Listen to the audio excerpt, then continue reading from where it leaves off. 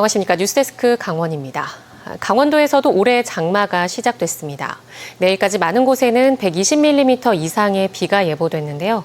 올해도 국지성 호우가 예상되는 만큼 시민 안전을 위해 지자체마다 시설 점검에 진땀을 빼고 있습니다. 이하라 기자입니다. 지하도 입구로 두꺼운 철문이 내려옵니다. 하천이 범람할 조짐을 보이면 통로를 차단하기 위해 사용합니다. 하천물이 넘어오는 것을 막는 육관문입니다. 남대천을 따라 5개의 육관문이 설치돼 있습니다. 강릉시는 하수 범람으로 인한 침수 피해를 방지하기 위해 빗물바지 등 시설 정비도 마쳤습니다. 최근 짧은 시간에 많은 양의 비가 쏟아지는 도깨비식 폭우가 잦아지고 있는 만큼 지자체는 시설 정비에 각별히 신경 쓰고 있습니다. 둔치까지만 차도 이제 시민들의 안전을 위해서 저희가 육관문을 작동하고 있고요. 최근 2, 3년 동안 매년 한 번 정도 이상은 기상청은 최소 이번 달 중순까지 비가 이어질 것으로 예보했습니다. 특히 내일 새벽 시간당 30에서 50mm 이상의 매우 강한 비가 쏟아지는 등 늦은 밤 기습폭우가 내릴 가능성이 클 것으로 내다봤습니다. 내일 낮에는 동해안을 중심으로 30도를 웃도는 찜통더위가 반짝 찾아오겠지만 모레부터 다시 비가 내리겠습니다. 당분간 정체전선이 남북으로 오르내리며 비가 내리는 날이 많겠습니다. 정체전선의 위치에 따라 비가 소강 상태를 보이는 지역에서는 일시적으로 무더운 날씨가 나타납니다. 지난해 많은 비로 낙석이 쏟아져 내렸던 정선이나 강릉과 동해, 삼척 일대 산불 피해지는 산사태 우려도 적지 않습니다. 강원도 재난안전대책본부는 비상 1단계 운영을 시작하면서 긴급 재난 문자와 유사시 대피 방송에 귀 기울여달라고 당부했습니다. MBC 뉴스 이하라입니다. 동해에서 청상아리나 백상아리 같은 상어가 지난해보다 2배 넘게 발견되고 있습니다. 여름 개장에 나선 동해안 해수욕장들은 비상에 걸렸는데요. 지역마다 상어에 대한 안전 대책을 세우고 있지만 아직은 미흡한 게 현실입니다. 이준호 기자가 취재했습니다. 해부용 장갑을 낀 남성이 몸 길이 3m의 상어배를 가릅니다. 사람도 공격할 정도로 성질이 포악한 청세리 상어입니다. 강원도 강릉 앞바다에서 잡혔는데 소화기관에서 물고기 3마리가 발견됩니다. 대구 같기도 하고 이거는 방어네. 올해 상반기 청상아리와 백상아리 등 동해에서 잡힌 상어는 모두 15마리입니다. 지난해 같은 기간 7마리에 2배가 넘습니다. 특히 피서철에 더 많은 상어가 출몰할 수 있다는 전망이 나옵니다. 지난해 하반기에 상어가 8마리 잡혔는데 7, 8월에 8마리가 집중이 됐습니다. 그래서 올해도 지난해 바다와 환경이 비슷하다면 올해 7, 8월에도 상어가 좀 더 나타날 것으로 그렇게 지금 예측하고 있습니다. 여름 개장에 나선 동해안 해수욕장들은 비상입니다. 경상북도는 올해 개장하는 해수욕장 24곳 모두 상어 방지 그물망을 설치할 계획입니다. 반면 강원도의 사정은 다릅니다. 전체 해수욕장 85곳 가운데 15곳에만 그물망을 설치할 예정입니다. 문을 여는 해수욕장이 상대적으로 많기도 하지만 관련 예산을 제때 확보하지 못한 탓입니다. 상어 방지망은 좀 예산이 좀 많이 수반됩니다. 그 밖에 해수욕장은 상어 퇴치기 등을 동원해서 안심하고 해수욕을 할 수 있도록. 전문가들은 수심이 얕은 곳에서 상어를 만나는 경우가 드물긴 하지만 일단 마주치면 몸을 크게 움직이지 말고 조용히 지나가길 기다려야 한다고 조언합니다. MBC 뉴스 이준호입니다. 아산병원에 소속된 울산의대 교수 비상대책위원회가 모레부터 일주일간 휴진을 예고한 가운데 강릉 아산병원에 현재까지 휴진 의사를 밝힌 의료진은 없는 것으로 확인됐습니다. 강릉 아산병원 측은 오늘까지 휴진을 알려온 진료과는 없다며 울산의대 교수 비대위원회가 휴진을 예고한 만큼 관련 동향을 예의주시하고 있다고 밝혔습니다. 전국적으로는 세브란스병원 교수들이 지난달 27일부터 휴진에 들어갔고 고려대와 충북대병원 교수들도 휴진에 동참하기로 했습니다. 학교법인 경동대가 추진하는 속초 옛 동우대 부지 매각에 반대하는 속초 시민들이 원정 집회를 열었습니다. 옛 동우대 부지 매각 반대 비상대책위원회는 오늘 경동대 양주 캠퍼스 앞에서 학교 조성 당시 헐값에 사들인 시유지를 매각해 수백억 원의 시세 차익을 노리는 행위를 즉각 중단하라며 항의 집회를 열었습니다. 한편 학교법인 경동대는 지난 5월 모두 855억 원 규모의 옛 동우대 부지 매각을 공고했으며 오늘 입찰 등록을 실시한 뒤 4일 낙찰자를 결정할 예정입니다. 속초시는 지난달 21일 해당 부지를 개발행위 허가 제한 구역으로 지정했습니다. 속초에서는 영랑호수 윗길 부교 철거를 둘러싼 찬반 갈등이 심합니다. 이런 가운데 양측이 모두 참여한 토론회가 처음으로 MBC 강원 영동에서 열렸는데요. 환경 문제와 관광 경제 효과 측면에서 의견이 팽팽히 맞섰습니다. 박은지 기자입니다. 속초 영랑호수 윗길 부교 철거 문제에 대해 찬반 양측이 모두 참여한 TV 토론회. 찬성 측에서는 먼저 부교가 위법하게 조성된 불법 시설임을 강조하며 설치에 반대하는 주민 소송이 제기된 상황에서 속초시가 2달 만에 부교 공사를 진행해 오늘에 이르렀다고 설명했습니다. 환경 영향 평가 조사를 좀 실시해보자. 그리고 이것을 실시해서 악화된 결과가 나오면 부교 철거까지도 함께 고민을 해보는 강제 조정안을 이때 재판부가 내놓은 겁니다. 민선 8기가 시작되면서 속초시가 조정안을 받아들이고 장기적으로 철거가 바람직하다는 환경영향평가 결과도 수용했는데 철거 시기에 입장차가 있어 재판부가 직접 조정안을 마련하고 있습니다. 빠른 시일 내에 철거를 좀 하자고 했는데 시에서는 그 철거 시점을 확정할 수가 없다는 입장으로 좀 했습니다. 그래서 제가 보기에는 이게 그 다리를 짓는 것보다 사실은 한번 잘못된 걸 갖다가 걷어내는데 더 많은 행정의 고민이 있지 않을까 싶습니다. 그래서 반대 측에서는 속초시의 행보가 시민들에 대한 배임이나 다름없다고 지적했습니다. 시민 혈세 26억 원이 투입돼 시설이 완공됐고 시민들의 재산이 됐는데 지키려고 하지 않는다고 주장했습니다. 시민에 대한 명백한 배임 행위라는 거죠.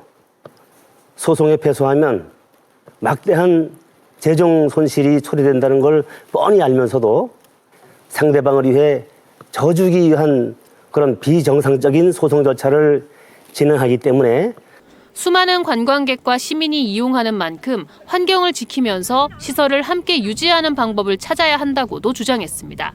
이게 개인 재산이라면 이거를 지키는 방법을 찾지 뜯는 방법을 찾지 않죠. 만약 집을 지었어. 그러면 집에 하자가 있으면 보수를 선택하지 그거를 왕창 뜯지는 않잖아요. 환경 문제에 대해서는 부교로 인한 호수 변화에 대해 양측이 저마다 사진 자료 등을 제시하며 현격한 입장차를 드러냈습니다. 이번 토론회는 오는 14일 MBC 강원 영동 시사반장에서 방송되며 유튜브 MBC 강원 영동 뉴스 채널에서 진행된 라이브 영상으로도 볼 수 있습니다. MBC 뉴스 박은지입니다. 한 남성이 야심한 새벽에 신원을 감추고 여성이 혼자 운영하는 가게를 몰래 들여다보고 도망가는 일이 일어났습니다. 당장 피해는 없었지만 1인 여성 자영업자를 대상으로 한 안전 대책이 필요해 보입니다. 유주성 기자가 보도합니다.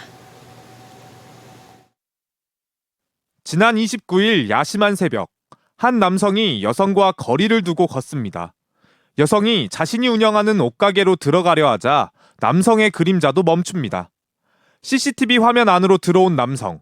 마스크로 얼굴을 가려 신원 확인이 어렵고 목장갑을 끼고 있어 지문 채취도 불가능해 보이는 차림입니다. 이 남성 쪼그려 앉아 몰래 상점 내부의 움직임을 살펴보고 문 앞으로 다가와 문을 살짝 밀어 문이 열렸는지 확인도 합니다. 문이 열리지 않자 포기하는 듯 싶더니 문을 두드리기까지 합니다. 그리곤 멀리서 여성이 나오는 모습을 지켜봅니다. 경찰이 오기 전 남성은 사라졌지만 혼자 가게를 운영하는 이 여성은 극심한 공포에 떨어야 했습니다. 마스크를 쓰고 장갑을 그 뒤에 쫓아왔다는 생각하면 제가 막 거기서 뭐 등기를 맞았다거나 막 이렇게 상상만 해도 끔찍한데 앞으로가 더 문제입니다. 남성의 정체도 모르고 언제 같은 일이 생길지 모른다는 불안감에 외출도 꺼리게 됐습니다. 어제도 집에 가는데도 그 잠깐 그 편의점 요 앞으로 나가는 그 어두운 데서 소리를 지면서 뛰어갔다니까 자꾸 상상되니까. 스토킹 범죄 혹은 계획 범죄 준비 과정으로 의심되는 상황이지만 경찰도 당장 이 남성에게 특정 혐의를 적용하긴 어려운 실정.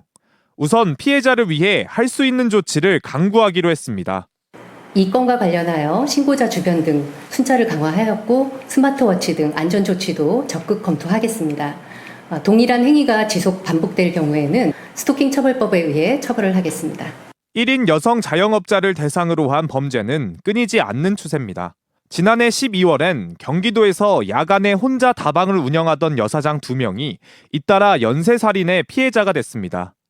2021년 한 언론사가 여성 자영업자 102명을 대상으로 조사한 결과 30%가 물리적 위협과 폭력을, 19%가 성희롱, 성추행, 스토킹 등 성적 폭력을 경험했다고 답하기도 했습니다. 1인 여성 자영업자의 특성상 위험에 노출되기 쉽지만 이렇다 할 안전대책이 마련되지 않으면서 불안은 계속되고 있습니다. MBC 뉴스 유주성입니다. 어젯밤 10시 16분쯤 속초시 조양동 도로에서 승용차가 오토바이를 추돌하면서 그 충격으로 오토바이가 보행자를 치는 사고가 났습니다. 이 사고로 인도에 있던 60대 보행자 1명이 다쳐 심정지 상태로 병원에 옮겨져 중환자실에서 치료를 받고 있고 다른 보행자 2명은 경상을 입었습니다. 10대 오토바이 운전자도 크게 다쳐 병원에서 치료를 받고 있습니다. 경찰 조사 결과 승용차 운전자는 만취 상태였으며 경찰은 정확한 사고 경위를 조사하고 있습니다. 지난해 10월 21만 명대가 무너졌던 강릉시 인구가 8개월 연속 감소하며 6월 말 기준 20만 8천여 명까지 줄었습니다. 강릉시에 따르면 6월 말 인구는 20만 8,434명으로 지난해 10월 21만 명대가 무너진 이후 매달 200명가량씩 줄며 감소세를 이어가고 있습니다. 올해 신생아도 739명으로 지난달에 비해 13명 감소했습니다. 고성군 현내면 대진 오리가 대통령 직속 지방시대위원회에 내년도 농어촌 취약지역 생활여건 개조 공모사업에 최종 선정됐습니다. 공모사업에 선정된 고성군 대진 오리 한나루 마을에는 2028년까지 23억 원의 사업비가 투입돼 빈집 철거 등 마을 정비와 주민 공동체 활성화 사업이 이뤄집니다. 대진 오리 한나루 마을에는 30년 이상 된 노후 주택과 슬레이트 지붕이 많아 생활환경 개선이 필요하다는 지적이 많았습니다. 권성동 국회의원이 제22대 국회 1호 법안으로 공직선거법 개정안을 발의했습니다. 이번 개정안에는 선거구 획정안에 농산어촌의 지역 대표성이 반영되지 않았을 때 선거구 획정안을 다시 제출할 것을 요구하고 지역구의 평균 인구수에 따라 선거구 통합 또는 분구하는 것을 원칙으로 하는 내용 등을 담고 있습니다. 권 의원은 현행 선거법이 농산어촌의 대표성을 반영하도록 하고 있지만 강제성이 없어 강원도가 피해를 받아왔다며 개정안 발의 배경을 설명했습니다. 올여름 동해바다 표층 수온이 평년보다 1도 안팎으로 높을 거란 전망이 나왔습니다. 이에 따라 강원도는 장마가 끝나는 7월 중순 이후 폭염에 대비해 양식수산물 밀식 방지와 먹이 공급량 조절 등 양식장 관리를 철저히 해달라고 주문했습니다. 또 면역 증강제와 액화산소 공급기, 양식수산물 재해보험료 일부 지원 등 다양한 지원 방안을 마련하고 피해 복구비는 신속히 지원하기로 했습니다.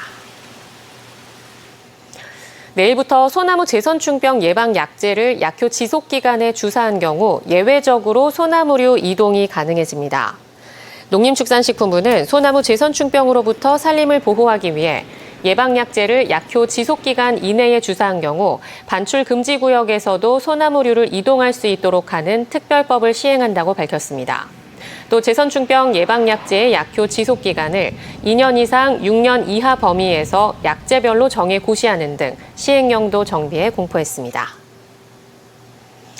여름 해수욕장이 속속 개장하면서 동해 해경이 해양레저 활동을 할 때 반드시 허가를 받아야 하는 13개 항구 인근 수역을 고시했습니다.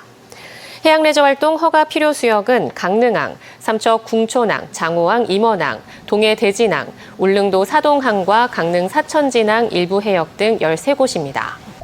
동해해경은 해당 해역에서 어선과 레저객의 충돌 우려가 높아 이같이 조치했다고 설명했습니다. 강릉시의회가 후반기 상임위원장과 부위원장을 선출했습니다. 강릉시의회는 제316회 임시회 이틀째를 맞아 후반기 의회 운영위원장의 김현수 의원, 행정위원장의 허병관 의원, 산업위원장의 이용래 의원을 각각 선출했습니다. 강릉시의회는 임시회 마지막 날인 내일 예산결산특별위원회와 윤리특별위원회 위원장과 부위원장을 선출합니다. 정선군이 다자녀 가정과 국가보훈 대상자에 대한 수도 사용료 감면 혜택을 확대합니다. 정성군은 2명 이상의 다자녀 가정과 국가보훈 대상자 거주세대 등 수도 사용료 감면 혜택 가구를 177세대 추가해 가정별로 5,000원씩 매년 1,000만 원가량을 지원한다고 밝혔습니다. 정성군은 사회 취약계층에도 매월 10톤의 수도요금 감면 혜택을 제공하고 있습니다. 삼척시가 진 야고보 신부 순교터에 대한 정비 사업을 완료했습니다. 미국 출신의 진 야고보 신부는 1940, 50년대 삼척 지역을 기반으로 선교 활동을 펼쳤고 어린이 빈민 구제 활동에 앞장섰지만 한국전쟁 당시 피난을 가지 않고 성당을 지키다 북한군에 잡혀 순교했습니다. 이에 삼척시는 자원동 140의 2번지 일원에 진 야고보 신부의 벽화와 동상을 만들고 공원과 주차장 조성을 마쳤습니다. 강원뉴스 마칩니다. 시청해주신 여러분 고맙습니다.